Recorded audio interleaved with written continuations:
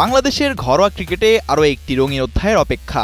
আগামী 14 সেপ্টেম্বর থেকে মাঠে গড়াচ্ছে এনসিএল টি-20-র তৃতীয় আসর, চলবে 4 অক্টোবর পর্যন্ত। এবারের আসরে অংশ নিচ্ছে দেশের 8টি বিভাগীয় দল, যারা একে অপরের বিপক্ষে লড়বে ঢাকা, চট্টগ্রাম ও সিলেট এই 3 ভেন্যুতে।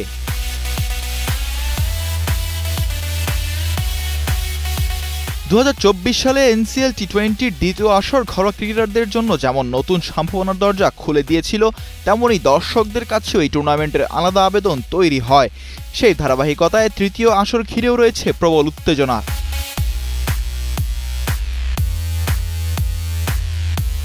আসন্ন আসরে থাকবে 8টি দল: ঢাকা বিভাগ, ঢাকা মেট্রো, চট্টগ্রাম বিভাগ, খুলনা বিভাগ, বরিশাল বিভাগ, রাজশাহী বিভাগ, রংপুর বিভাগ, সিলেট বিভাগ। প্রতিটি দল খেলবে লিগ ভিত্তিক ফরম্যাটে।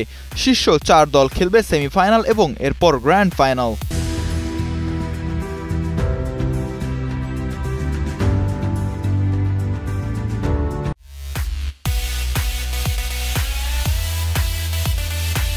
বাংলাদেশ ক্রিকেট বোর্ড জানিয়েছে, এই টুর্নামেন্টের মূল উদ্দেশ্য ঘরোয়া ক্রিকেটারদের টি-20 অভিজ্ঞতা বাড়ানো এবং সম্ভাবনাময় খেলোয়াড়দের আন্তর্জাতিক টি-20-র জন্য প্রস্তুত করা।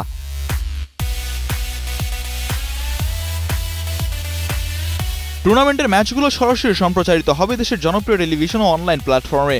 সেই সাথে প্রতিটি ম্যাচই থাকবে উচ্চমানের প্রোডাকশন, স্ট্যাটস ও বিশ্লেষণ, যাতে করে দর্শকরা ঘরোয়া ক্রিকেটেও আন্তর্জাতিক স্বাদ পান।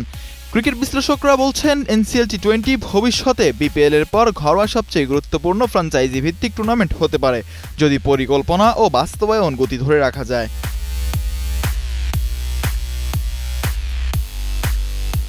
সব মিলিয়ে বলা যায়, সেপ্টেম্বর-অক্টোবরে ঘরোয়া ক্রিকেট প্রেমীরা পাচ্ছেন জমজমার একটি টি-20 মৌসুম। অপেক্ষা শুধু মাঠে গড়ানোর।